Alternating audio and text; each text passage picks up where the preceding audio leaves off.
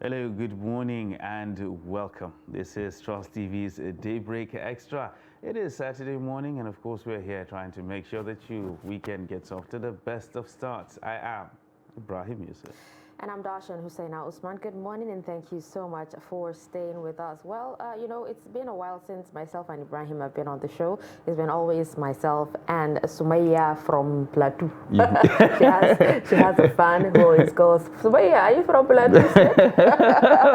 That's nice, at least. Yeah. Well, did you miss me? Oh, I did. I actually did. I'm actually looking forward to a day where the three of us can actually... But she didn't make me miss you that much because she's kind of like, I'm feeling kind of jealous right now. You're like twins, like you're one in the same. Do you get? So, but I'm looking forward to a day where the three of us would actually sit together and have a discussion. I think that will be an interesting one. It will be really fun. Yes. So, how have you been? How's life been without me? I've been around. Okay. It's been all right. And how is the Ramadan going? Yes. Well, so far so good.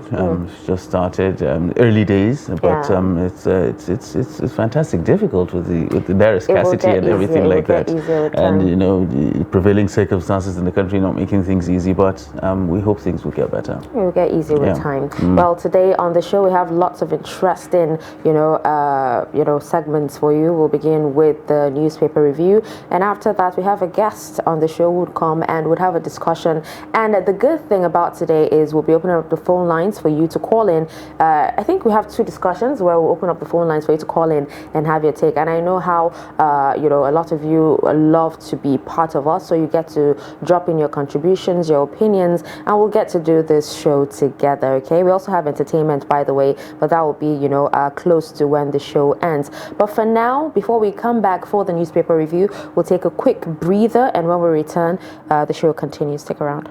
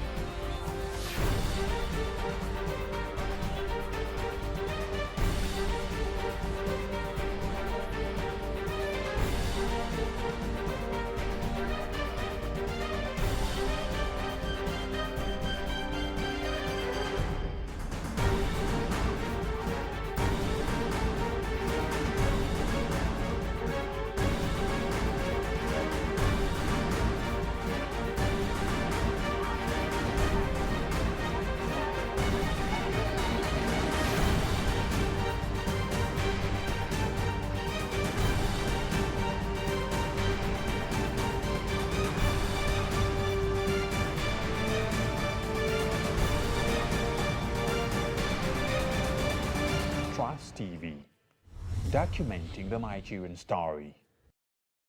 But in a situation where you find that they look like the same, not necessarily tribal or regional. But I have said that.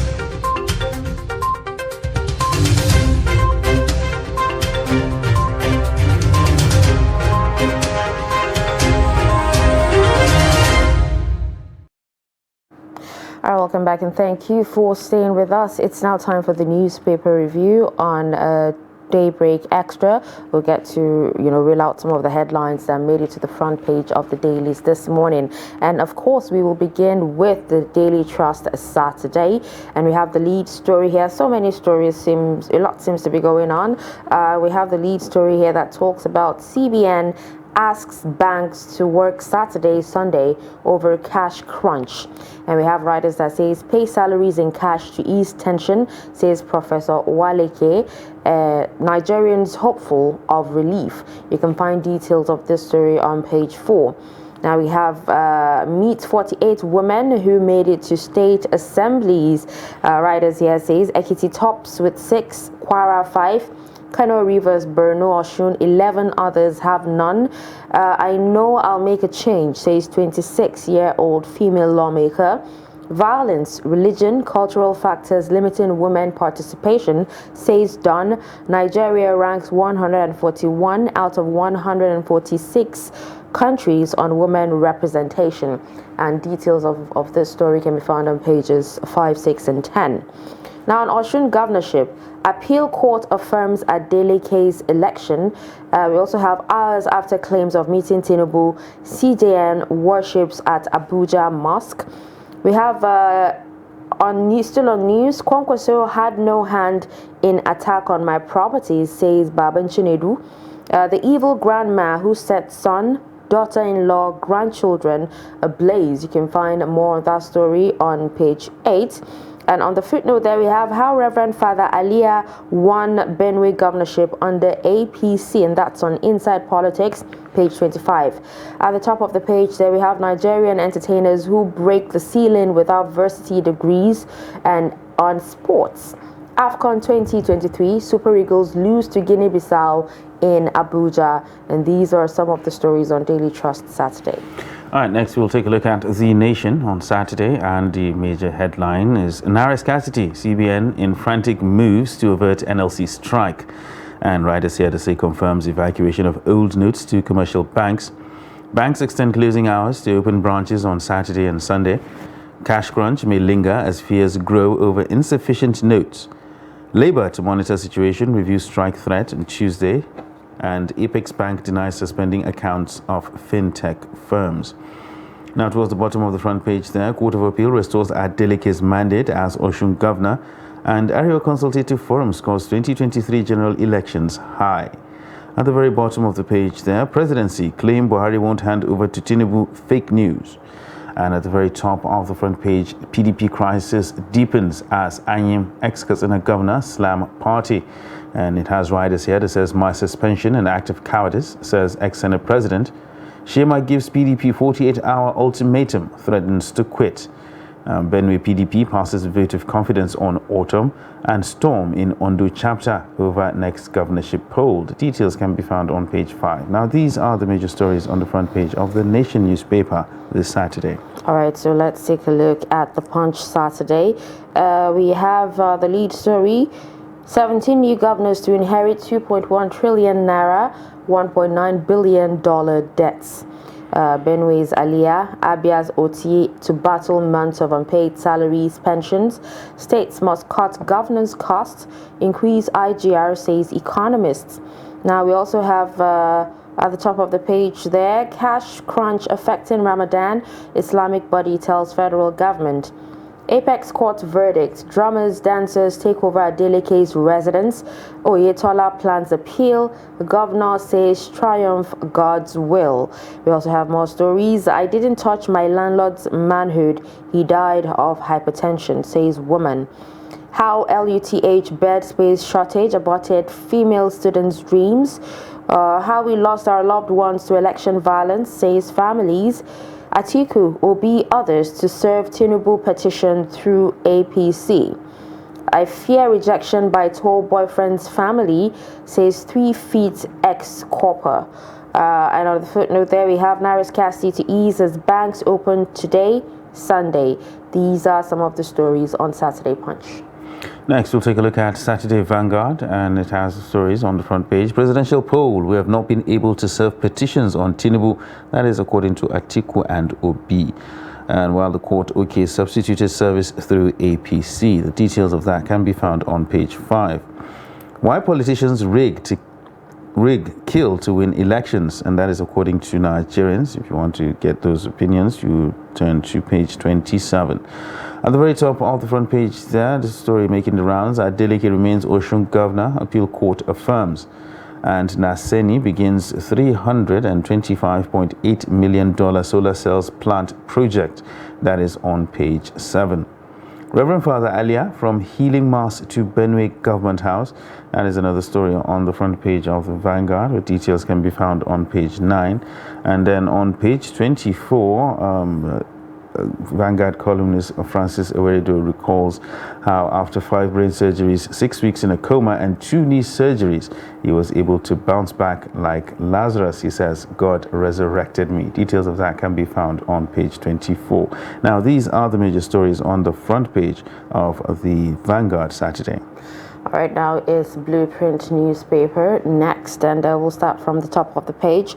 2023 polls, why violence erupted despite peace accords, says experts. We also have Austin Okpara, Omotayo Motosho. Where are they now? Big question. Now, CBN confirms evacuation of bank notes to DMBs, directs banks to open their branches Saturday, Sunday, Emefiele to personally monitor compliance. Now I have Vox Pop. Any lessons from the 2023 Guber State Assembly elections? Appeal Court knocks Tribunal reaffirms Adeleke as Osun governor, and that's the big story there. No victor, no vanquished, says Adeleke. Stresses it's time to continue with good work, and we've a potential to approach Supreme Court, says Oyetola. We have there's a lot of infighting in Kannywood, says S. Laure. On illicit drugs, how much can interagency collaborations help? On the footnote there, we have 2022 polls peaceful, reflect voter aspirations, says ACF. We've begun a $325.8 million solar cells plant project. Naseni boss says Bank of China to provide 67.31 billion naira of funds. And then stop the lies, Ariwola Tinubu never met in UK, says Barrister Raji. These are some of the stories on Blueprint Weekend. All right, next we'll take a look at This Day newspaper on Saturday, and the major story here is Osun State comes alive as appeal court restores Adeleke's mandate, and has writers here, join hands with me to build state. Dancing governor tells Oyetola. Court grants Obi Atiku permission to serve petitions on Tinubu through APC. Going towards the bottom of the front page there, Fintiri INEX REC misled returning officer into declaring Adamawa governorship election inconclusive. That is on page 8. Moving towards the top of the front page there, below the masthead, Presidency, Buhari never said he won't hand over to Tinubu, and says 13 committees already set up to midwife transition. President's Daura community yearning to welcome him back. And on top of the front page there, Emefiele leads monitoring team as CBN restores cash supply. That is on page 5. And CJN traveled for medicals, never met Tinubu. That is according to the Supreme Court. Now, these are the major stories on the front page of This Day on Saturday. All right, up next is The Guardian on Saturday. From the top there, jubilation in Osun as appeal court reverses Adeleke's sack. CBN orders banks to open Saturdays, Sundays to ease Naira's scarcity. We have on 2023 elections, ACF laments religious ethnic factors, calls for paradigm shift. We also have Buhari not reluctant to hand over to Tinubu, says presidency. A lead story there, onslaught against PDP dissidents, splits NWC members. You can find that story on page 2.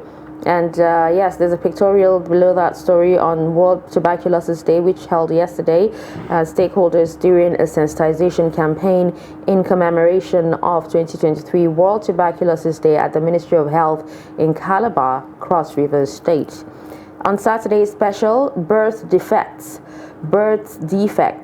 pre-implantation genetic testing to the rescue. On Up and Doing, Olorunimbe.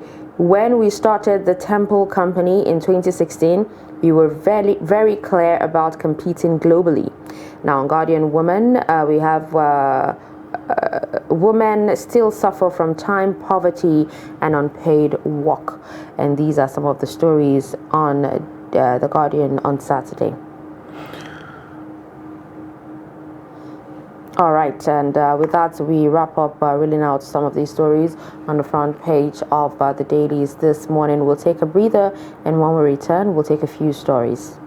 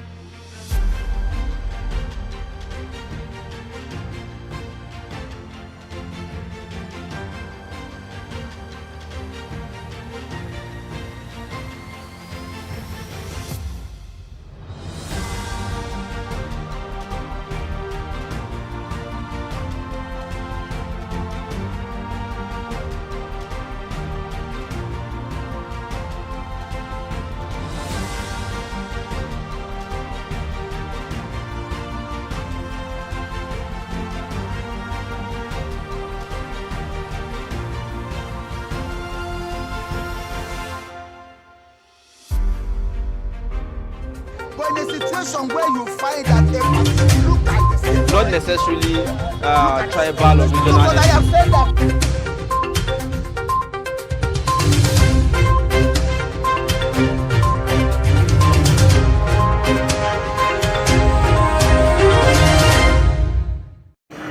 Welcome back. It's still Trust TV's Daybreak Extra this beautiful Saturday morning. Before we go deep into the review of the papers, let's take one final paper here. That's the Punch Sports Extra. And of course, the major story is about the Eagles. Nigeria 0, Guinea-Bissau 1, floppy, flappy Eagles.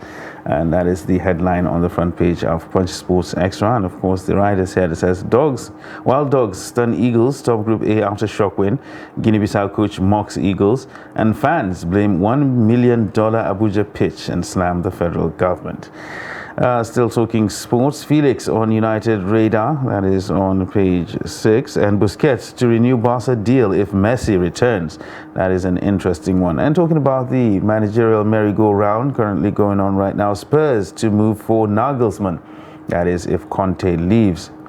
Shevchenko backs Mudryk to shine, that is a vote of confidence coming from an ex-Chelsea player himself. And Madrid confident of signing Holland in 2024. Now that is an interesting one to keep an eye on. Still talking transfers, PSG ready to pay 160 million euro for Kvitta, that is Kvaratskhelia. And why I love Neymar more than Messi, Ronaldo, that is according to actress Eguavon. Well, that is an interesting one. Rashford delays new Devils deal, holding on for better pay most likely, and Napoli target Højlund as Osimhen's replacement. And of course we have Pesero's record as Nigeria's manager, and it doesn't say a lot about his tenure right now as the Nigerian Super Eagles manager. He lost to Mexico, Ecuador, beat Sierra Leone, won against Sao Tome, lost against Algeria, Portugal, and of course Guinea-Bissau. So it's not really good reading for Nigerian football fans there. Well, we hope to get it together and, of course, qualify for the Nations Cup. We have AFCON results as well, and, of course, some fixtures. Now, these are the stories on the front page of the Punch Sports Extra this Saturday. All right, now talking about the Super Eagles, you know, losing to Guinea-Bissau. Like somebody was saying, it's not even the real Guinea. It wasn't even really the real Guinea. It was Guinea-Bissau. Did you attend? Were you No, able to attend? I wasn't fortunate enough to actually to go It's there. really a sad one. You know, they came to our country and then they Honestly, and they beat us. actually And the worst part of the situation is the performance. I think that's something that really worries Nigerian football fans. The performance it was not there. There was no bite. There was no heart. Were they relaxed because it actually happened in Nigeria, so they felt they were home? Why should they be? Because a lot of ego actually comes to play. As a professional, it doesn't matter where you play. It shouldn't matter where you play. You should be able to give your best. And once you're in front of your fans, that is even more reason for you to give your very best. I just think that there's an attitude issue, and of course, I do have my own personal problems with the technical manager. I mean, like we just saw his record here. It's grim reading, really. Exactly. Now, I was actually going to ask. Is it the technical manager's fault or the Eagles themselves? Well, because it didn't just start here. Do you understand? But it starts from the bench as well. I mean, like who you have on the bench really says a lot about what you want to do. I think there was a serious lack of ambition on the part of Nigerian Football Federation when they hired somebody like Pesero, who has no pedigree whatsoever when it comes to managing national teams, to come in and manage the Super Eagles. I really don't think that he had the required pedigree to do that. I mean, like, look at the records. They speak for themselves. We got beat by Mexico, got beaten by Ecuador. I mean, we narrowly beat Sierra Leone. That one against Sao Tome is a one-off. We got beat by Algeria, Portugal 4-0, and then losing scandalously to Guinea-Bissau at home. It's really grim reading. I said this before, and I really would want to be proven wrong that Jose Pesero is not the right man for the Super Eagles. If they were to actually pick someone else, who do you think would be able to do a good managers job? There are lots of other managers there who have pedigree, especially when it comes to African football. There are lots of managers who are out there who have done very well when it comes to African football. Do we need to go outside Nigeria to get them? We may not necessarily even need to do that. We can look within our shores. We can find somebody who can. We have ex-internationals that actually have been doing it. I mean, like Emmanuel Amunike did a very good job relatively when he was manager of Tanzania, and of course with the Cadet Eagles. With a little bit of encouragement, these guys can actually go far. I mean, like Guavon came in, he was brought in to do a job. He did something that was relatively close to a job, and then he got fired, and then you bring in Jose Pesero. It doesn't really make sense. No, probably Ibrahim Yusuf would have done a better job. No, I'm not saying I'm not saying that, but all I know is, and what I believe is that there are better choices out there than Jose Pesero at this particular time for the Eagles. Actress Egwavon, I don't understand what's she all about. Well, that's the thing. She says she prefers Neymar to Messi and Ronaldo. Neymar is still single, yeah? She should be. Yeah, he's still no wonder. Maybe she's throwing her hat in the ring. she's trying her luck. Exactly. Well, it doesn't hurt to shoot your shot every once in a while. Yes, it did. Yeah. All right, so let's take a look at Daily Trust Saturday. Let's quickly take a look at numbers. And we have the number of inmates from Nigerian Correctional Center that would graduate from National Open University among 28,740 graduates is 65. It's a handsome number. It's a handsome number, and I think it goes to show that with the change of name from the Nigeria Prison Service to the correctional facilities, they're actually trying to see that they conform with that, because it is supposed to correct behavior and of course make inmates better and not make them worse. Exactly, which is what which we have seen in the past, and I think being that it's a plus when you think about it. All right, so there's been an increase here. The number of cyber attacks recorded against Nigeria during March 18 governorship state House of Assembly polls after 12.9 million attacks in February 25th presidential and National Assembly polls is 3.8 million polls. Well, it is expected. I mean, like when you put things like this and something as sensitive as this going online and all that, and of course with the amount of hackers that we have available, it's Yahoo boys. Exactly. Yeah. it is expected that attempts will be made to actually to foil the attempts of INEC when it comes to that. I mean, like even elections in America are attacked using cyberspace. So it's not unexpected that Nigeria has this high amount. And well, what we should be actually looking at is these were attempted attacks, which were actually foiled at the end of the day, which is a plus for the cybersecurity people. All right, the number of candidates JAM is to sit for its 20. Okay, the number of candidates to sit for JAM in its 2023 mock examination scheduled to hold on Thursday, March 30, is 176,408 candidates. So that's the mock.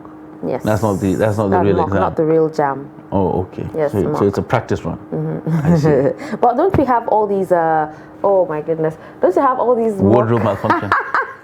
Don't you have all these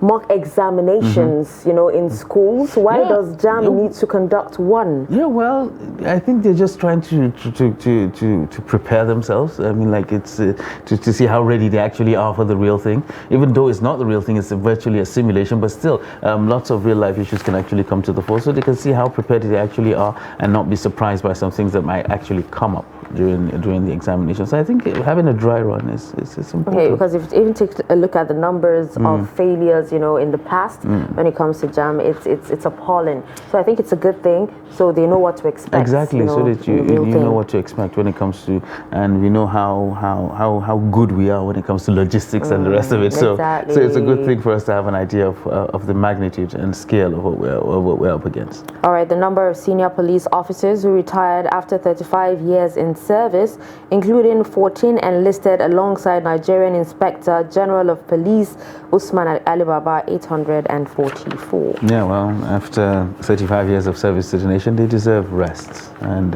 we hope they find that rest in their retirement. All right, so now let's talk about the cover story.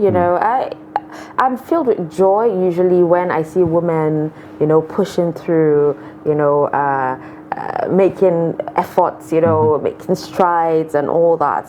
And the cover story talks about 48 women who made it to state assembly, especially that 26-year-old female lawmaker. Yes, I think it's something to shout about, considering the fact that in the run-up to the election, one of the main things that dominated discourse was female participation when it comes to politics and elections in Nigeria. And of course, we're seeing that, which is a good thing, at least with the numbers are increasing a little bit, especially when it comes to the state assemblies, and it's nice to see that. And also female deputy governors as well. Yeah, female. Well, it seems to be an in thing now. You understand? It seems to be a lot of people believe that balancing the ticket gender-wise is also a very good idea as well. We do have some women leading the tickets themselves, so I think it's a good thing, especially the 26-year-old that you just talked about. Yeah. I mean, like, it's nice to know that young women can actually aspire to become something other than what they are perceived to be in society. Well, there's also a young lady in Delta State. I'm not sure her age, but she looks really quite young. All right, let's take. So it's actually a good thing. I mean, like 48 women in state houses of assembly. Yes, it's a relatively low number when you consider the total number of state assembly members that we actually have. But still, it's a place to start. Oh, she's the daughter of Ifeanyi Okowa, Marilyn Okowa. I see. Yeah. So she actually made it as well. I'm not sure of her age, but she's quite young as well. Yeah, but it's all right. We're celebrating women, so let's celebrate all women. Exactly. Yes, so let's talk about the cash crunch. It doesn't seem to be getting any better. Yeah. Now the CBN is saying banks should work even weekends. The CBN is frantically trying to find a solution to the cash crunch, running from pillar to post. Are they following the right steps? Are they doing it the right way? Well, because how will working weekends, ease the cash crunch? Oh, well, there has to be cash to give in the first place. Exactly. If these banks do not have the cash, then even if they work 24 hours a day, it really won't make a difference. The main thing is making the cash available so that the banks can have what to dispense and people can have this cash in their pockets. The cash crunch issue it has dragged on for so long, and with all the efforts that are being made, we're really not seeing that much of a difference from what we've seen before. We are keeping still hoping that with time things will get better, and with all the efforts the CBN is putting, we might be able to see some changes. But as of now, it's still the same thing. Okay. Now let's take a look at a sad story, which is the feature story on Daily Trust, page 8. Now it talks about how an evil grandma set son, daughter-in-law, and grandchildren ablaze. And after she finished that, the grandma said now she's ready to die. Okay. I don't know who was speaking or what was speaking to her to actually do that, but it was said here that the wife had prepared dinner, they'd actually eaten, and they actually went to sleep, only for them to wake up a few minutes past 2 a.m. and the house was on fire and a cloud of thick smoke engulfed the apartment. Neighbors came around to help stop the raging fire, and you have to read through to be able to know why the mother grandmother actually did what she did. And it's really sad. Is there any justification for that? They said after they taken the people to the hospital, the old woman started confessing that her daughter-in-law offended her. Although people are saying that she's not normal. Even at that, so what kind of offense will actually warrant you burning your entire family? While alleging that the old woman was known for her wickedness in the community. it's not funny, but then in the community, it was said that the septuagenarian had quarreled with many neighbors who always come to the rescue of her daughter-in-law whenever they had issues. So it's beginning to sound like a Nollywood script, and it's really appalling. It's not something to sniff at. There's no justification for that. There is none no at matter all. what it is, it doesn't really justify you burning your entire family and then saying that, well, if you wanted to die, she could have just did herself in. I mean, like, why take others with you? It doesn't really make any sense. Maybe we can be able to find the root causes of that issue, and I don't think I think mental health is involved. Yeah, very important. Yeah, or lack thereof. Very, very important. And that's why, no matter, especially as journalists, you have to take a few days off to go and recharge, because a lot of things happen. You get to report a lot, and these things actually tend to affect you directly. Exactly. Whatever job you do comes with its own hazards. And just like you said, as a journalist, you see a lot of things. Yeah, there are lots of nasty things that you actually see, and they stick with you. And if you don't have an avenue to decompress and de-stress, and of course get rid of some of those terrible thoughts and images from your head, it really has a way of messing with you. And I think now more than ever, mental health issues are starting to be taken seriously. Yes, a lot of people are taking mental health issues quite seriously, which we should do. But we have enough mental health experts that can actually. Well, sometimes you don't really need an expert per se. I mean, like, there are lots of things that you can do for your own good and in your own way get your own mental health in perspective. I mean, you don't really need an expert all the time. There are things that require somebody to walk you through, but still there are things that you need to do. I mean, like, stress is one of the major things that causes a lot of mental breakdowns for a lot of us. So if you can de-stress, find something that you can relax with, make something that makes you comfortable, find a comfort zone that you can actually crawl into when things are crazy. So I think it's a good thing for you. You can start at your own level. You don't necessarily have to go and see a mental health expert, whom I believe could be quite expensive at that as well. So that's really adding more stress, to yourself at the end of the day.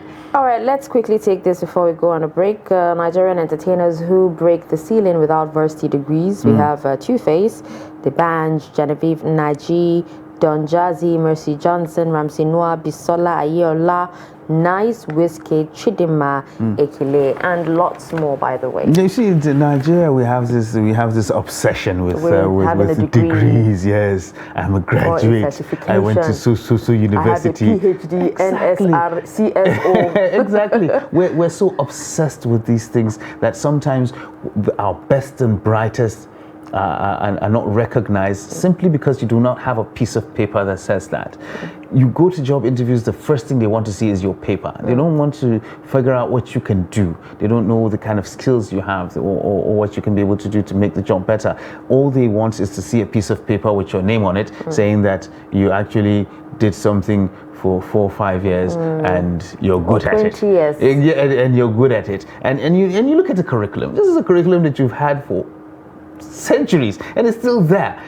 How many times have you heard the situation whereby someone goes to school, comes out and starts working in the field that he studied, and he's telling you that he hasn't seen any relevance between what he has read in those 4 or 5 years theoretical to what he's practicing. You understand? So what difference does that make? But unfortunately, because of the lack of that piece of paper with your name on it and a stamp and somebody's signature, you lose out on an opportunity to do something worthwhile. And it's nice to know that these people actually recognize their talents and they are making the best out of the situation, even when they do not have the paper. Actually reminds me of a story that I read yesterday about, I don't remember the number of Indians that were actually deported from Canada. Okay. You know, they went there to school, but apparently they had fake travel documents. Okay. Yes. So you see, that's something else as well. So it's really nice to know that people can make something of themselves without having to go to school and be a graduate and do things like that. We attach so much importance to that piece of paper with your name on it that we neglect the things that are actually important, which is what can you do, what can you contribute, and the skills that you actually have. All right, we'll take a quick breather and we'll be back shortly. But in a situation where you find that a look like the same, Not necessarily tribal or regional. but I have said that.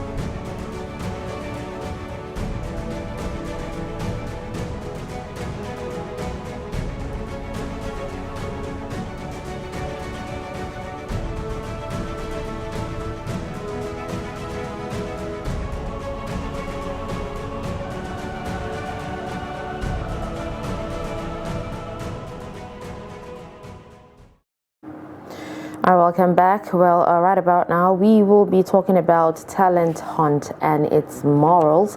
And, we will be opening up the phone lines on the course of the discussion for you to call in and let us know what your take is on, the talent hunt shows that we have available or obtainable in Nigeria today.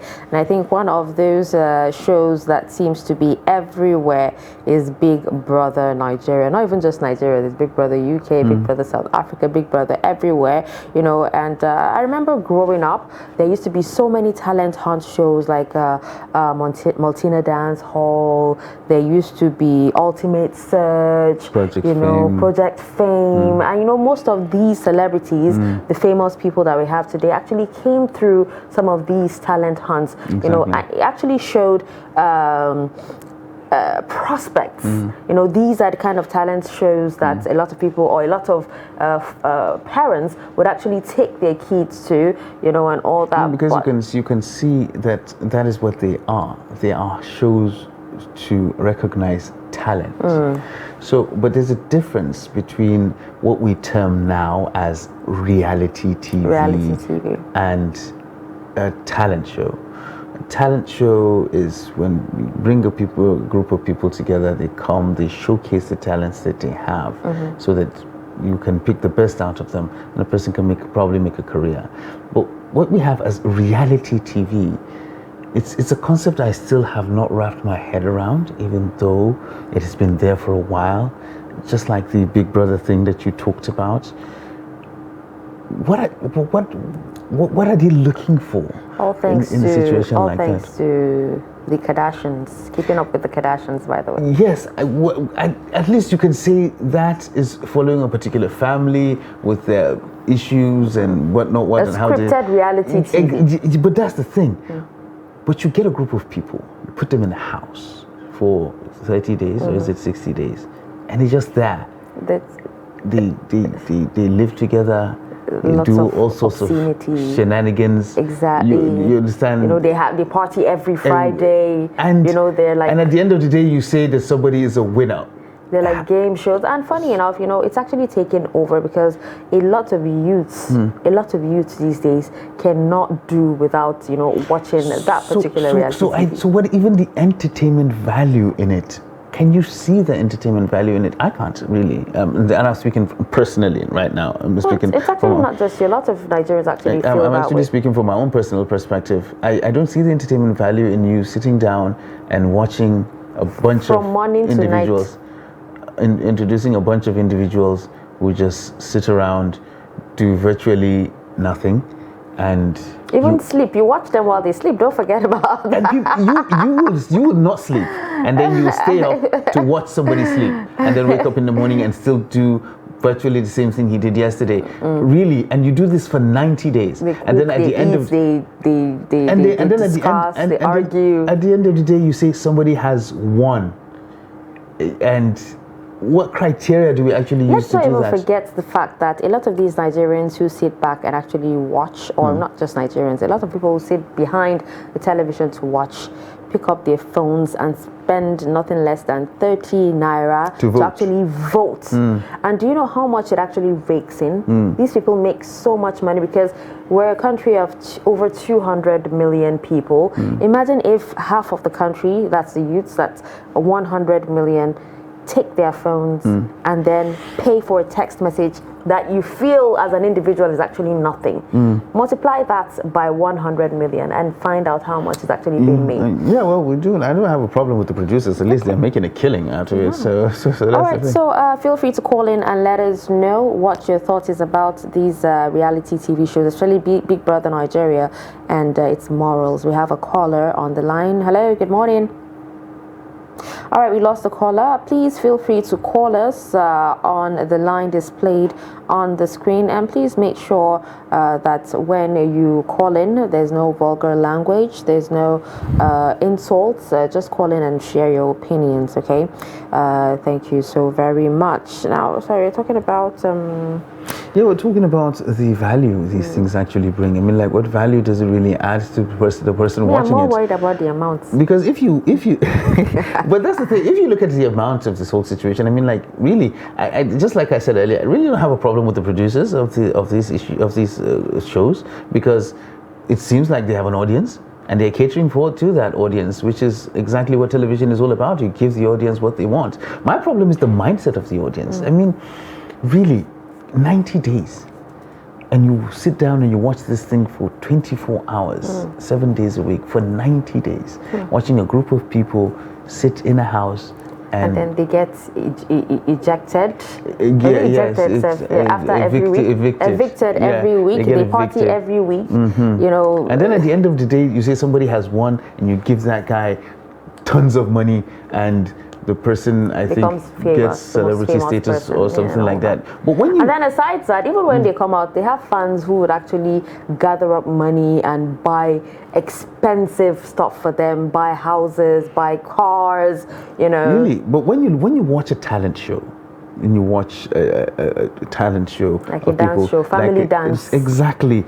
You know that these people out there, you can see the talents, they came there, they had fun. You can see the effort. They put in, and of course the talent on display. When you watch shows that actually cater for, when you have musical talent shows, where people come there, they sing, even Who Wants to Be a Millionaire. You understand? And you have game shows whereby somebody comes, he shows his intellect and his general knowledge, and he wins tons of money.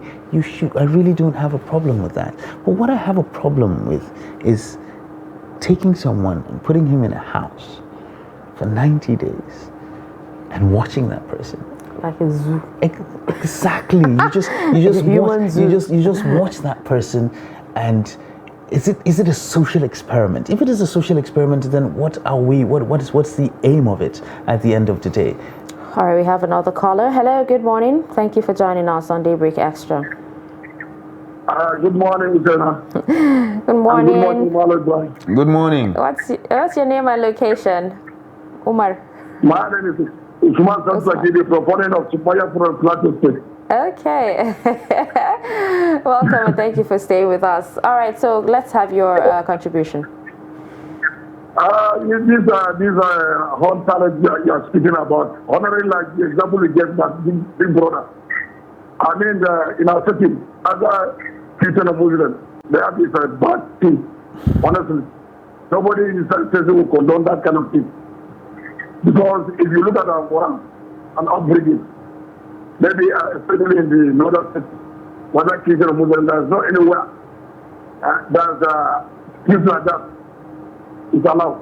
You put people into a room, female and male, not that they are married. You just pack them there for the essence of getting a winner. I think this is demoralizing our social norms, honestly speaking. It is something that even the NDC and the Council has to wait into this kind of thing. There is one time that I watched that program, honestly speaking, throughout the night I didn't sleep because of the immoral things that are told in that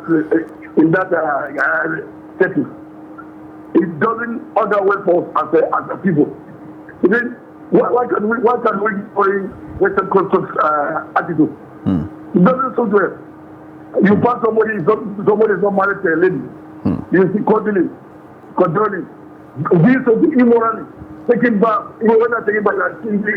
Totally getting people are stingy. That is nonsense to me, honestly speaking.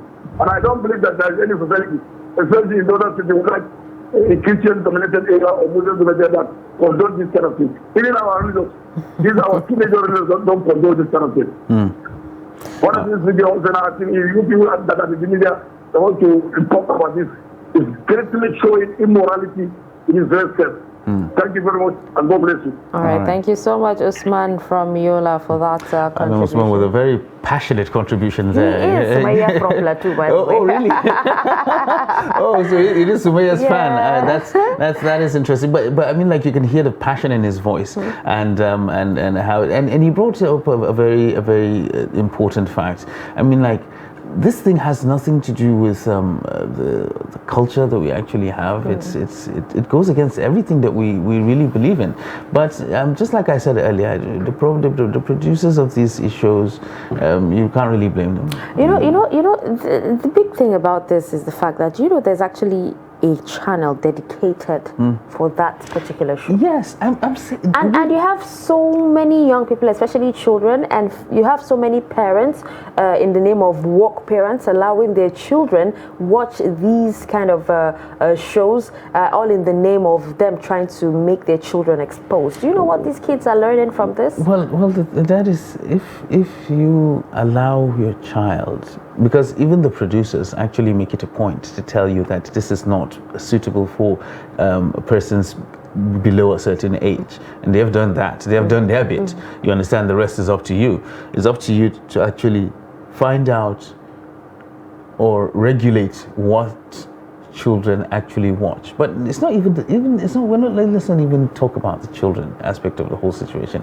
Just like I said earlier, I mean, it's going to be difficult for you to really identify or to explain the entertainment value of this at the end of the day. I think what we need to do is we need to find somebody who's an ardent follower of a show like that, and we need to get into the person's head to find out exactly what. Do you think they have an idea why they watch? Well, maybe or is it peer pressure? Because if we can't explain it, maybe because we don't watch it. I mean, but when it started, a lot of people actually were watching it, and that was when they had so many other things that were of value in on the show. They did. But yeah, they did in the beginning. Okay. There were like game shows. There were like talent hunts too. While on the show, but then after some time, it just became very, very bland and annoying. Well, people still find value in it, because if they didn't find value in it, producers will not be raking in the money that they're raking in, and of course it won't be as attractive to other people as it is right now, because people still watch it, they still find value in it. So maybe. And a lot of people actually watch it, like we said, for the obscenity, see ladies shower, and all that. Well, that's another thing to look at as well. But just like I said, the producers are pandering to their audience. They know. They feel they know what their audience wants, and they're giving their audience exactly that. That is why the audience stick with them and spend those huge amounts of money that you're talking about to actually vote to be part of it, and of course the producers making their own cash by the side. And the recent one they actually called Titans. They had to bring people from South Africa, and then Nigerians merged them, 2 different countries. Okay. So that's like a more viewership for them. From 2 different countries, people rooting for them. And so when you watch a game show, of people competing against each other for something, that okay, fine, there's intellect involved, there's probably a level of skill and stuff like that. But how do you? It's really difficult to explain how you can. A lot of questions, and they're begging for answers. So I think really what we need to do is we need to find somebody who is an ardent watcher of these shows. Probably get some of the producers on board as well, so that they can tell us exactly what it is that drives people to watch these things. Because really, to spend the whole day watching a bunch of people sit around in a house and do all sorts of things, it really doesn't make a lot of. Where is the NBC in all of this? It's the media regulatory body. Where is it when all these obscene? Well. The thing is, I think there's only a lot the NBC can actually do. Okay. I mean, this content is actually there, and they've placed their disclaimer or something like that to actually tell you that. And they have a particular channel dedicated to it. So really, if you don't want to watch it, you don't have to, because it's not all up in your face. So it's regulated that way? Is that what you're saying? Of course it's regulated. I mean, the people who want to watch it go to where it is to watch it. So it's not like other channels where you have to, mix and merge a lot, and then, this one, since it has a channel for it, is it that you watch or not? Oh, you don't watch it. I mean, like, people who have failed to see the entertainment value or to fail to see the value in the show itself don't watch it. And it's simple. But the people who watch it go to where they want to watch it to watch it. So I think there's only much the NBC can actually do to regulate it as much as they can. I think when the thing started, there was a furore about certain segments which were taken off. That's why I think that's the best they can do about the whole situation. But this thing has a following, has a dedicated channel. People go there, they watch it. If you don't want to watch it, then you don't have to. It's not all up in your face. You know, the only thing is and there are measures involved to protect the younger ones that we actually feel might be exposed to these kind of things, to protect them from having access to this content. You know, their parental guidance, that you can actually do that. You can restrict viewing, you can block channels and all that. Yes, a lot of these things seep into social media and all that, and sometimes it's very difficult for us to regulate what our kids actually watch and what they're exposed to. But still, when it comes to the mainstream media, I think it is regulated enough for it to be what it is. It's specialized. It has its own audience that it caters for, and it makes a point to tell you that, okay, we are targeting people between this particular age bracket, this particular age bracket. You know where the channel is. Nobody's forcing you to pick up your remote and turn to that channel and watch it. But all we are saying is, what I'm trying to figure out is, I really want to understand the rationale, that's number one, behind the show itself. What is it trying to show? What is it trying to portray? What is it trying to project or promote? And what is the entertainment value? And I think that is, I need to find somebody who watches the show religiously, so that ask the person what he actually gains from it. I mean, well, I wish you luck. Yeah, I think it's something. I think it's something that we really need to explore that. I wish you best of luck on that. Yes, and I will share my findings with you as well. Yes, you should. Yes, you become a researcher. Exactly, because we need to know. That is what we should do. We should find out. But if this were actually like a university course, or you're actually given a project to actually do, this would have actually made a lot of sense. I mean, like, it should make a lot of sense, and I think a lot of people really need to look into it. So you need to look at that society from that particular perspective to find out what's going through people's minds. Is it that we're so overwhelmed what happens in real life that we need to immerse ourselves in things like this so that we can forget? That's another thing. That's actually another thing.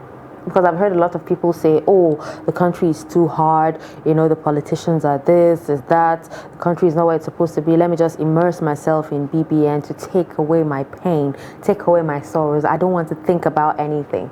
I've heard people actually say that. But when you do your research, you let us know, by the way. Yes, I will take it upon myself to actually do that and find out exactly. I know where the producers are coming from. Like, they want to make money, and they're making money. So hand over fist at that. Exactly. Are you sure we won't start our own reality TV?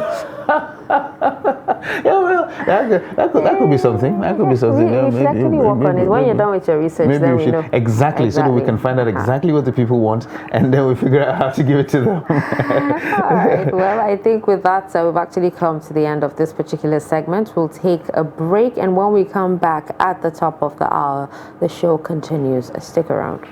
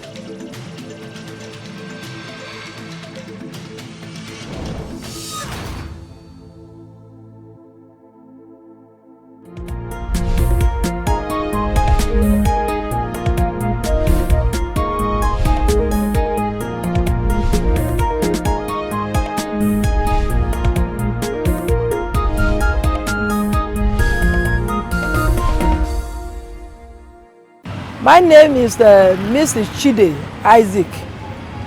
I am from Kogi State. And I school at Kogi State. My primary school, I done my primary school in Kogi State, my secondary school in Kogi State. The business I'm doing, I am a business woman. I'm selling provision, I'm cooking, selling yam, selling beans. All those petty things I am in. I'm selling it. I started the business 1990, and I'm into this business. 1990, I'm inside the business, and I start from 500 naira. The day I start this business, I start from 500 naira. I bought, by then the red oil is cheap, one bottle 250. I bought it. Then I bought half of red oil. Buy Maggi, buy salt. Then I buy yam, one. Even people that are selling yam, they say that why can't I should buy 5 yam. I say no, my money is not enough. Let me buy only one and let me go and start it. I start with 1 yam and I start with 2 beans, 2 cups of beans. I started to cook it, roast the yam. Through that one, my money started to come out. I start business of biscuit, all those mineral, all those food stuff. I started. When I was selling it, money is coming out for me. Money is coming out. I started to buy mineral. I started to buy many things. So from 1990 till now, God is helping me in my business.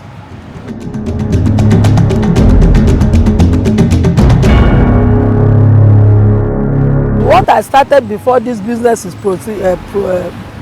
where God is providing for me very well is yam, beans. That is the one I focus mainly, and God is giving me customer.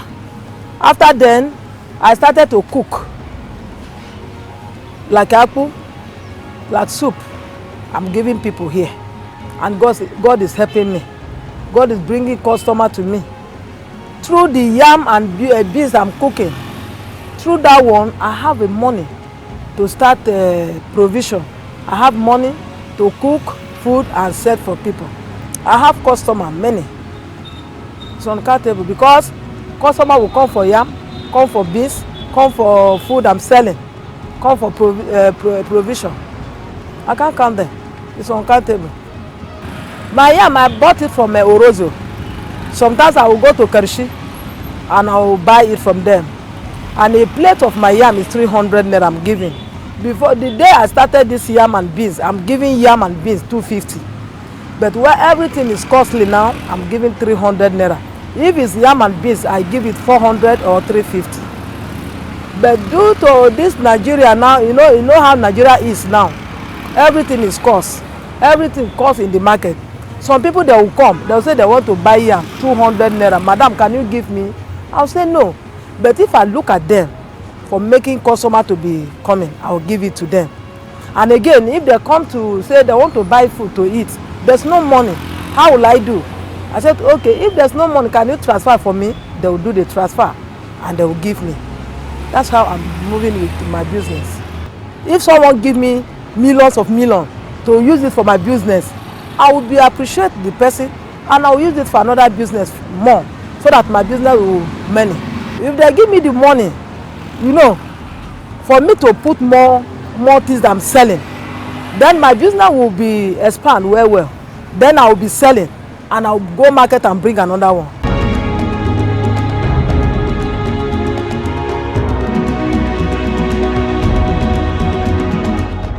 The challenge I have is that, as I come here newly, it's not here that I'm inside before, but as God bring me to this place, the challenge I have now is that money is not enough for me.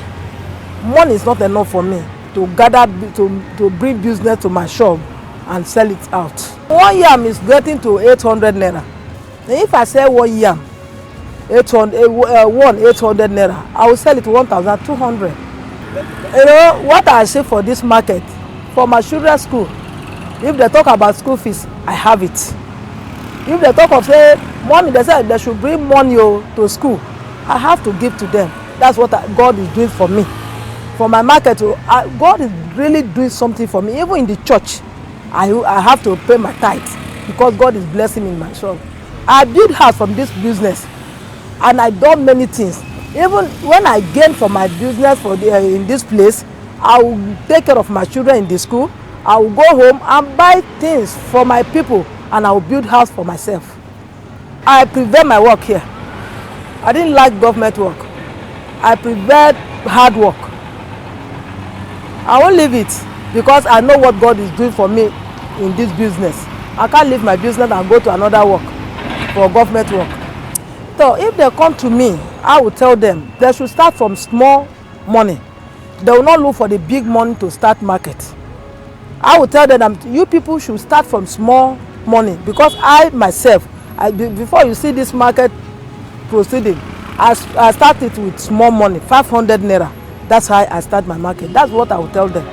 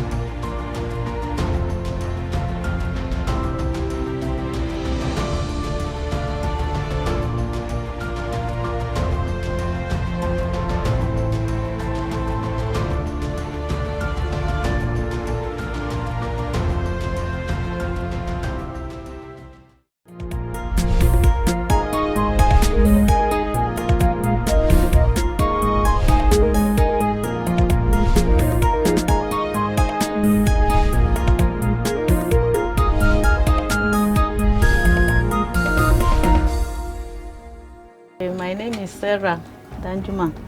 I'm from Kaduna State in Ajata. This my business I started. I go stay like 5 or 6 years. Not be much money I use started. Just small money as I come.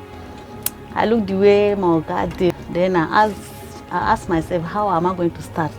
So that if I, like my firstborn, so that I go feel, even they start school, I feel buy biscuit, anything, where I go feel give her. Then I ask myself, then I see my fellow women, they boil corn, they sell. So I ask and say, oh, how? Then you take, how then they take, buy and sell? They want them to say, no, be say if you buy, you go give the owner of the farm the money. After you go buy, you can sell in the evening, you go return the money for the owner. So from then I start my market. If I buy, I'll go sell for your market, or I'll go Maraba sometimes, go sell them.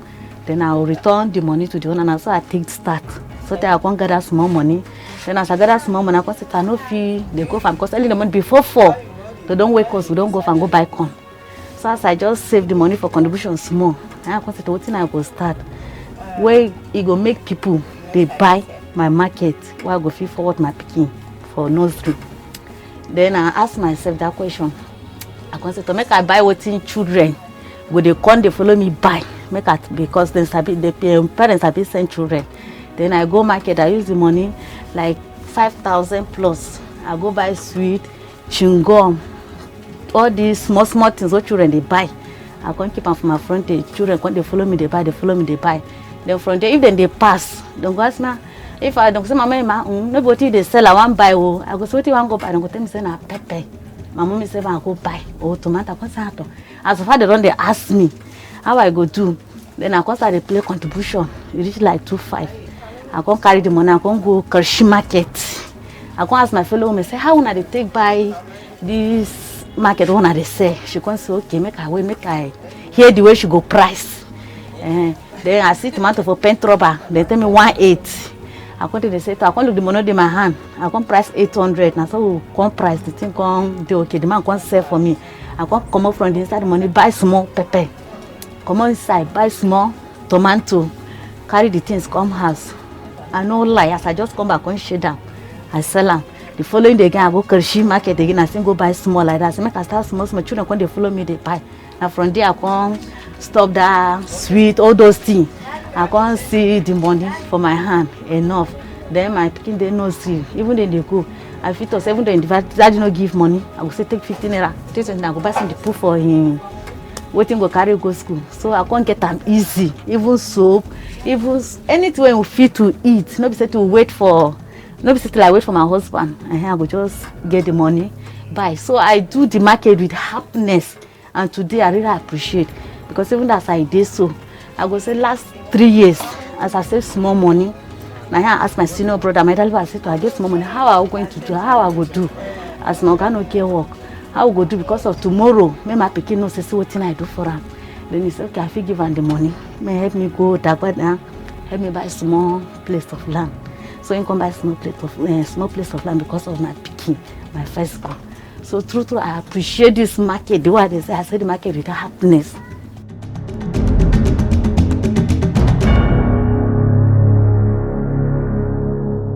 I feel carry like 20,000, 30,000, go buy many things. But now sometimes I go even carry 50, 55. I don't even something I buy money don't come off my hand. So the price then better than now. Business don't go normal because why? Most of people don't go say transfer and as I did so, maybe enough market they say. I never open account. So sometimes I go use my organ. If my organ diabetes, I know if you collect transfer because if I collect transfer, which money I go use go buy again? I know they to collect transfer like that. As I did so, mostly as I sell beans, tomato, pepper, all these things, some go come. I get groundnut oil, I go say no. I get spaghetti, I go say no. Rice, I no get rice. But no because I know they fit to sell them, then I the money I no get to buy them.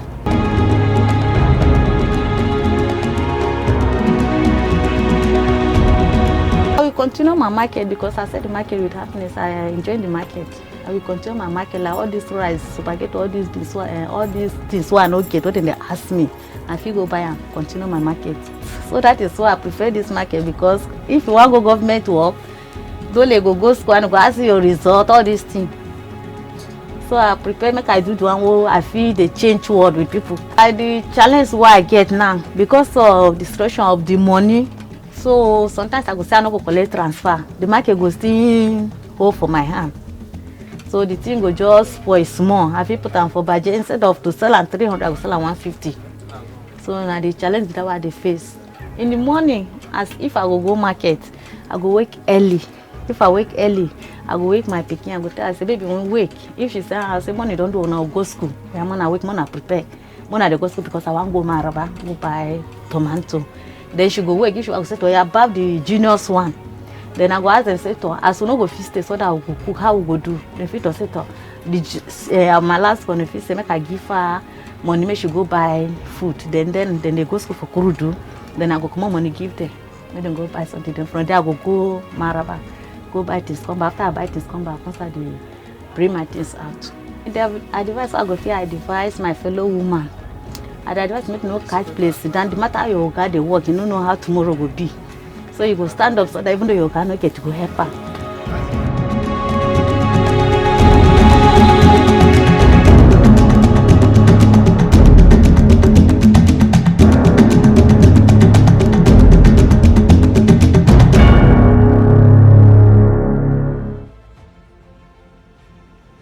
Now, as part of efforts to support Africa's goal of strengthening. Now, looking at the activity chart, as you can see right here, a total volume of 130. Created a Boko Haram crisis that at that time was restricted to Yobe. How secure that way? You can see security men with blood. This is the road leading up to the Already, if you look at England squad, you are looking at EPL, you are looking at their names. You are not looking at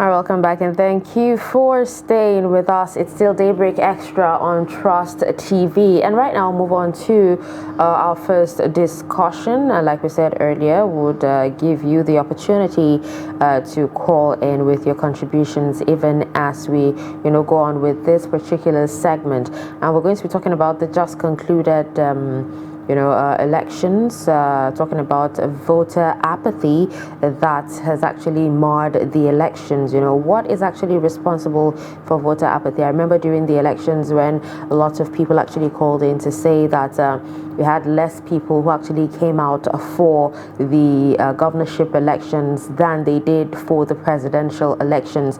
And some of them, reasons being that some of them were scared, some of them felt like, during the presidential elections, their votes did not count, and a lot of ethnic and religious issues at play there, here and there. But the recently concluded governorship election in Osun State has once again brought to the fore the issue of voter apathy in the country. Now, according to statistics from the Independent National Electoral Commission, only about 35% of over 70 million who registered to vote in the 2011 general elections really participated in the voting process.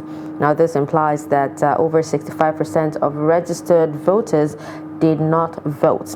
Joining us in the studio is Mukhtar Ahmed Jarmajo, and he is a lecturer, a consultant, a public affairs analyst, and a member of the APC. Good morning, Mukhtar, and thank you so much for joining us once again on Daybreak Extra. It's good to have you back. Good morning, and thank you for having me.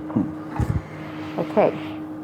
All right, so now talking about the just concluded elections, you can actually just combine the presidential elections and the governorship polls. Was marred by voter apathy. Just what is your take or your observation on the general elections? I think talking about voter apathy it has some kind of history. In 1999, when you compare the turnout between that of 1999 and 2003. The 2003 was a bit higher, and from that time it has been going down, despite the fact that the number of registered voters is increasing. So you have a higher number in terms of registered voters and in terms of those who have collected their PVCs, but then when it comes to election day, you realize that people do not actually come out. I think the voter registration and voter PVC collection for 2019 was around over 90 million, but then only 29% or so showed up on election day. Now, if you look at this, there are a lot of reasons.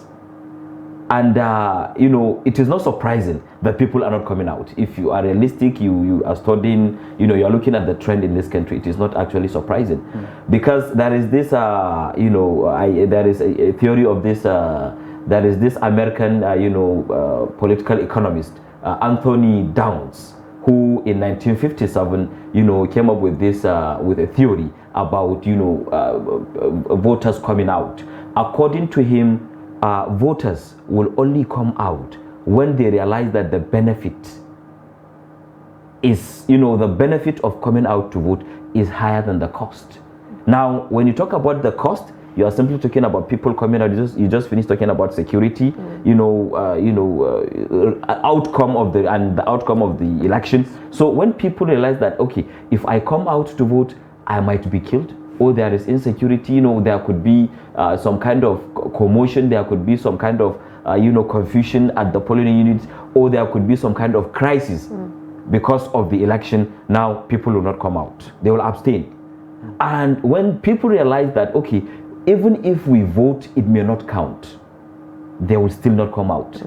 When they also realize that, this is now talking about the benefit, when people now realize that even if we vote, even if our votes count, the people we elect may not actually do as we want. We may not, benefit from the dividends of democracy, infrastructural, and sustainable development. If people are not saying that, they may not come out.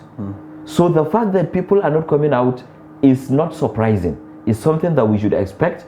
given the situation in the country. During the last, campaign, ahead of the last general election, we were able to go around. I was able to go around Bauchi State, and I know that what is obtainable in Bauchi State is virtually what you will find, all over the country. You can only find a situation where it could be better or worse. We have seen how people are suffering, despite the fact that we have been in democracy for a very long time. This is representative democracy, and so people should be able to, have some peace. People should be able to live to have a better life. When you go around and see the level of poverty, when you go around and see the level of illiteracy, when you go around and see the level of decay in our communities, in the rural communities, you will be particularly disturbed. And this could be the reason why, in fact, it is the reason why people will not come out to vote, because they are not actually seeing the benefit. This is where we are in this country today. So if you look at these factors that you actually just mentioned, that means a lot of people actually registered without having the intention to vote. Then why register in the first place? Yes, I think that is not surprising. They registered, they see that as, some kind of social responsibility, or if you like it, some kind of community responsibility. And some of the people actually just register simply because it is a form of identifying themselves. Okay, identify yourself. You could use a driver's license, you could use your PVC, things like that. But they don't come out. And this is not just associated with people who are not educated. Our own colleagues, only yesterday we were lamenting how our own friends, our colleagues refused to come out to vote on election day. It is surprising. These are educated people who we can say are now part of the elite, but they were at home sleeping on election day. So this is trying to tell you the level at which people no longer have confidence in the system, in the democratic system. But I want to say something. The whole thing is in a cycle. While people are not coming out to vote because our leaders have failed us, I want to say this boldly, that our leaders have failed us because we are not seeing the dividends of democracy. Nigeria ought to be better than what it is today. While they are failing us, we also on our own side have our own, problem. I think the whole thing is on a tripod stand. Now, if you look at the election itself, you have the election umpire, you have the voters on one side, on another side, and then you have the politicians. I can tell you that no politician goes to the poll on election day simply to vote. We know them. We know their minds. Politicians go to the polls on election day to maneuver. They are out there to get the result, to win by every means. This I can boldly say before anybody. They go out to win the election by every means. Quote me, every means. Now it is left on INEC, that is the election umpire, and we the people to make sure that they don't succeed. Now, we actually got a lot of reports from almost every state in the country that this particular elections was actually marred by, voter suppression and vote buying. Now, this is the same, economy or the same country that there's lack of cash. A lot of people are suffering due to the cash crunch and everything. But on election day, especially during the governorships, cash came out from nowhere. The politicians never, lacked anything called cash. They got it. These are people who own banks. These are people who have access to wherever money is. So when you talk about people not having cash, you and I don't have cash, but they do. What do you have to say about them, going all the way to the courts to, extend the whole policy? You see, these politicians are acting drama. They know exactly what they are doing. So all this is to cause, further confusion now, the more there is confusion, the more they will be able to do what they want to do. So that is it. They never lack anything cash. They own banks. They have access to businesses.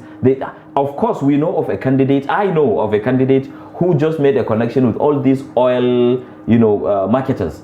Whatever cash is, taken to them to buy fuel, they keep it for him. So the politicians, the big men have access to cash. You and I don't have access to cash. That is the whole issue. And now, talking about vote buying, what is happening is that the politicians create the scenario of poverty. They put us in serious, problem of hunger, simply to come on the election day to give us just one pack of spaghetti, and then we feel relieved, and that will make us to vote for them. That is what they did. Imagine people who wake up every morning to go and look for food for that particular day. That very morning you give them spaghetti, they cook, they eat, and they feel comfortable. And from their home, they simply moved to the polling unit. They will vote for you. So you capitalize on their poverty to subject them to further poverty, to subject them to further hardship. Of course, the election I was on the field. It was marked by vote buying and whatever way of violence. That was what they did. Some of them, once the accreditation is over, they make sure that you leave that place, because what they do is that they know the beavers now, there cannot be overvoting. But after the accreditation, they simply make sure that you leave. They cause confusion so that they'll be able to now decide whatever they want to, whatever result they want. Well, still on the issue of vote buying, let's digress a little bit from the apathy part of it. On the issue of vote buying, can you actually blame people that are susceptible to this kind of thing? Because let's just, like you said, people are hungry, and the person is actually looking for, he can't see beyond his next meal, and that's a pack of spaghetti that you gave that person, that is the next meal that he can't see beyond. So can you really blame somebody for taking something like that? That's why it is difficult to blame them. It is very difficult to blame them, because anyone who is hungry will look for whatever solution to eat. So you do not blame them. But then one thing I always see, as a society, as a people, sometimes we need to have conscience. For once, let it be strong and make sacrifices for posterity. This thing has to end someday. So we must, for once, make sacrifices. Endure the hunger. Go and vote for the right candidate. Go and vote for the right person, so that at least the hunger will stop from you. It won't go to your children, to your grandchildren, and to all the generations that are coming. Well, that's a difficult one to ask. Yes, it's very difficult. That is why I said it is very difficult for me to blame them. It is very difficult for me to blame anyone. You can understand. So we are in actually a very serious, we're in a quagmire. We are in a serious problem, and it will take so much effort at the community level for us to be able to make this country great. But what is happening is that we are not having real elections. Not only because the process is marred by a lot of irregularities, but because the voters themselves are, not allowed, to be able to make the right decisions because of the conditions we find ourselves in. Yeah, so one of the things that you actually brought up when we talked about apathy was people losing faith in the system, and actually believing that their votes do not count, even if they do go out to the polls. So is it that we need a complete overhaul of the system? Is it that we need to tweak the system here and there? Because a lot of people, depending on who you talk to, he will tell you that this election was either the best we've ever had or the worst we've ever had, depending on who you talk to.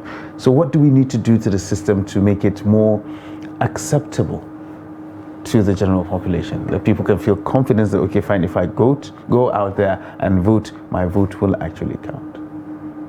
I think we are in a very difficult situation in this country. Now, it is very difficult to be able to solve our problem if we cannot come together as a people. Okay. Here we are in one country, and again, the politicians capitalizing on religious sentiments, regional sentiments, and ethnic sentiments. Our problems can only be solved when we come together as a people, irrespective of all these sentiments. But then it is almost very difficult for us to achieve that, and that is where we're in a problem. What we need to do is to come together as a people and make decision that this is what we want, that whoever is good as a leader should be brought to lead us, irrespective of whether or not he has money to buy the form for election, irrespective of whether or not he has money to run his campaign, irrespective of whether or not he has money to give us on election day. So these are things we need to do for ourselves. These are things we need to do to bring in leaders who will now be able to carry us along as they lead. They are there. We have them all over the place, but they will not come out because of the situation. We can bring them. I told a journalist some days in Bauchi that in 1979, Tatari Ali, the former governor, was a permanent secretary in Lagos, a federal permanent secretary. But the elites in Bauchi decided that, okay, who can we bring in who can make a difference in Bauchi state? They went and brought in Tatari Ali. He made a difference. So our situation has reached that particular level. Then let us get leaders who can, restore confidence in the system. If we have leaders who can move along with us, we may not see results in terms of infrastructure, in terms of, making life better immediately. But the fact that we move along, they are transparent, will make us have some confidence in the system. And from there, we can have a starting point. Okay, now taking a look at, the elections, this year, the aftermath of the elections, we had a lot of politicians refuse to accept defeat, most of them going to court, and we have so many protests in different states, to the extent that some are actually even going naked to protest that, their mandate has been stolen. Now, if you take, a general overview, of the elections that actually happened, would you say that, for the most part, people's mandates were actually stolen? In some instances, we cannot, give the whole thing a blanket, we cannot give it a general, conclusion. We also saw in some states, people came out to celebrate after the results were. Of course, for every election there will be celebration, because whatever happens, even if you actually decided to steal mandate, you will still have, supporters who will come out to vote for you. So the thing is that there are certain places where votes, where the mandate were stolen. But true to it, there are also so many instances where the votes of the people actually counted. Now, in those places where the mandates were stolen, can anything be done to actually reclaim such mandates? Do you think the INEC would want to even do a rerun? I think you talk of rerun when whatever happens, you see, when there is an election, in my understanding, and that election is over, there are only one or two situations that the whole thing can be changed, and I think that is through the courts. So you go through the court, you seek for redress of whatever injustice you feel was meted on you. So it is right that politicians are going to court, and I think that is the right approach, that they can go to court and seek for a review. They may be able to get it. But what I tell people is that once the case in the court, then it becomes even more difficult, because you have to prove beyond reasonable doubt that you have a case. And if you are not able to prove that, then you are in trouble. Also, again, I want to say that whenever you have a case in the court, it becomes elitist. It belongs to the elite to decide what happens. Because we know that there are maneuvers, even in the courts. We know this one. We don't have to doubt it. You don't need to even prove it. So, but what we know is that whatever happens, a politician, rather than going to the streets to cause havoc, they should seek for redress in the court of law. And we hope that someday our courts will be just and fair. All right. Talking about fairness, the election this year came with a lot of different things.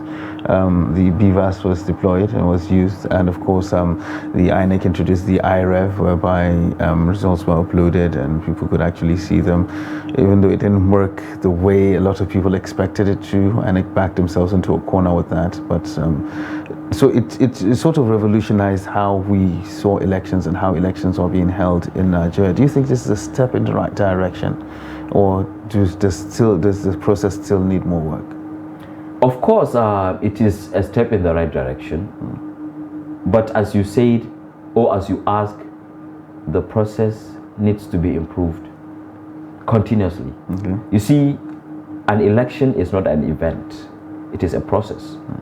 So what we expect is that, just as we have seen improvement from 2011 through 2015 through 2019 to date, we expect that INEC will continue to bring in, more innovations to make the process better. But human being, they will always find a way to maneuver. As I said, I was on the field. People were able to maneuver the beavers. I have seen a situation where what they did, as I even mentioned earlier, was to make sure that the accreditation is over, and then they cause confusion, they bring about chaos and ensure that people disperse simply to do the voting themselves. That is one. Two, we have seen situations where there were exchange, or if you like, negotiation between agents now to give their own votes to other parties. Yes. For instance, you are in party A, you have party A, B, and C. All of them have their agents. Now, agent A can negotiate with the agent of party B to take over their votes by giving him money. We have seen that situation. So you see, the beavers will show that all was well. It will show that nothing actually happened, but then the votes were sold by the agent of party B to party A. It speaks to the loyalty of some of these party agents. That is it. And we even heard the scenarios where a particular party agent, represents two different political parties. I have seen that myself. I have seen that myself. You see, sometimes the politicians themselves are not really ready, because I cannot understand why party agents will be appointed or selected based on who the usual Nigerian problem. Okay, please give us names for your agents. They will just list people they know. They really do not care about the level of education or the level of understanding of the process of that person. What they want is that person to get the money for being an agent. And that is why that was one point most of them had problem. They could not actually select the right delegates. Agents. So it appeared that most of the agents are also for sale. That is quite interesting. We have a lot of problems at our own level with the electorate. And until we are able to deal with these issues, and I think we can only be able to do that when there is proper enlightenment, when we bring in conscience into our people that not everything is for sale. There are certain things that do not have price. All right. Well, thank you so much for taking time out and for that particular in-depth analysis on, the 2023 general elections. We really, really appreciate your time, being here and having this discussion with us this morning. Thank you so much. You are most welcome. All right, so that was Mukhtar Ahmed Jarmajo. He's a lecturer, a consultant, a public affairs analyst, and also a member of the APC. We'll take a break, and when we come back, just before we wrap up the show, we'll move on to entertainment.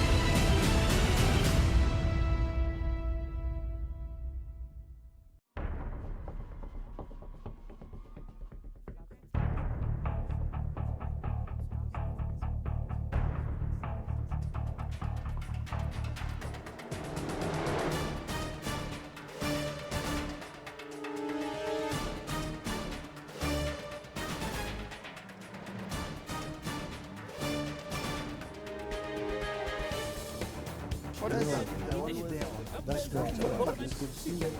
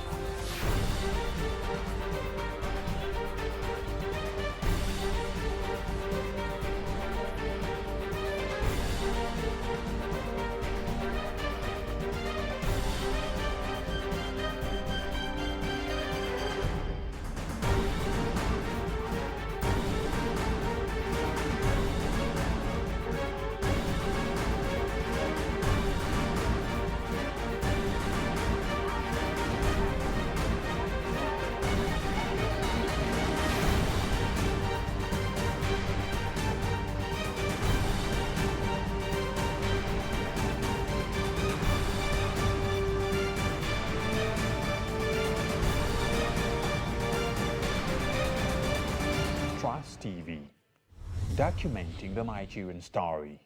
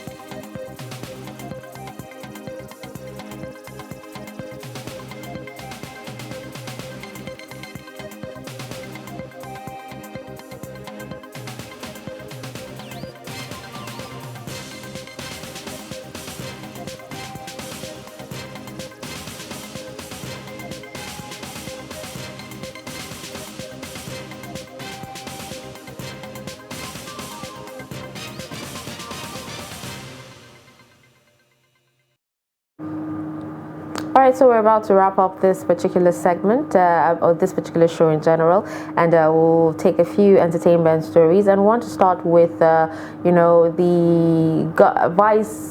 deputy governorship candidate of the PDP in Lagos State, and also the actress Funke Akindele, who, after the just concluded elections, we actually heard deleted all politics-related posts on her Instagram page. Now, as you all know, PDP didn't win in Lagos. APC still, won. But it's said that Funke Akindele, that's the running mate of governorship candidate Jandor, deleted all posts relating to politics and PDP on her Instagram page. And a lot of people are asking questions. Why did she do that?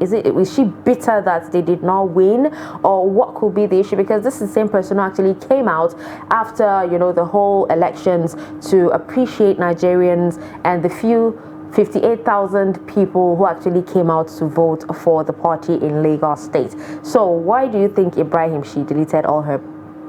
She's retiring from politics.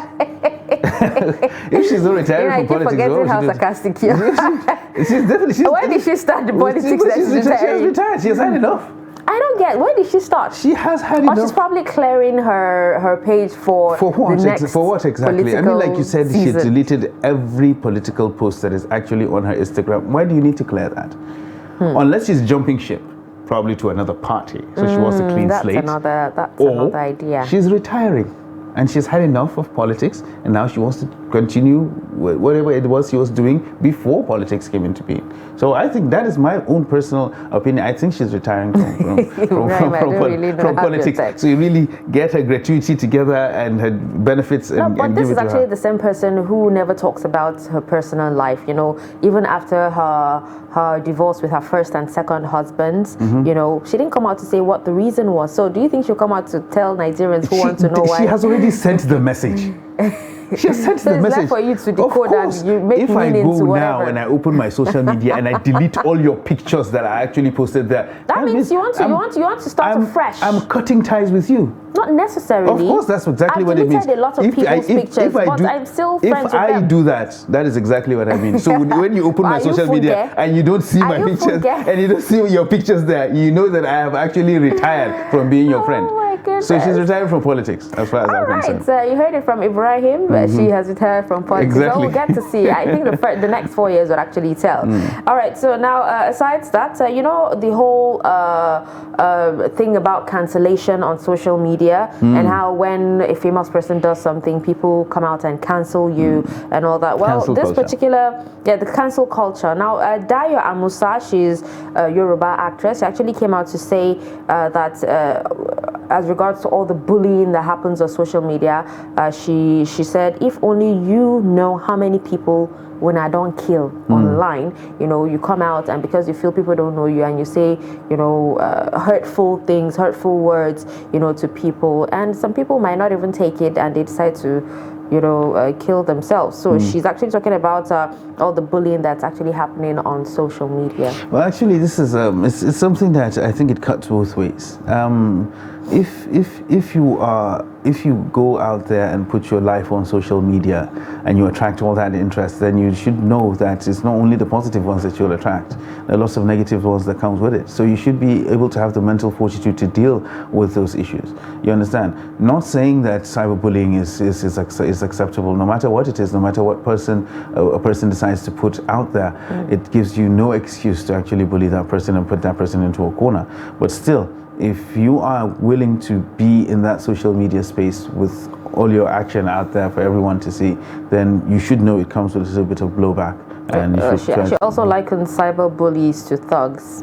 Only that they're thugs online. Yeah, exactly. I mean, like there's really a thin line between somebody. I mean, I think even thugs have some sort of code. No, not really. At least because they can say it to your face. You know, a thug will come to you and attack you and give you the opportunity to defend yourself physically. But this one, somebody will hide behind a keyboard, probably anonymous, and then say all sorts of nonsense online, and that's that. So it shows a serious level of cowardice on that part. So I think a cyberbully is the worst kind of bully. Definitely. I mean, like, it's the most irresponsible kind of bully that you can actually find, because he can't even own it.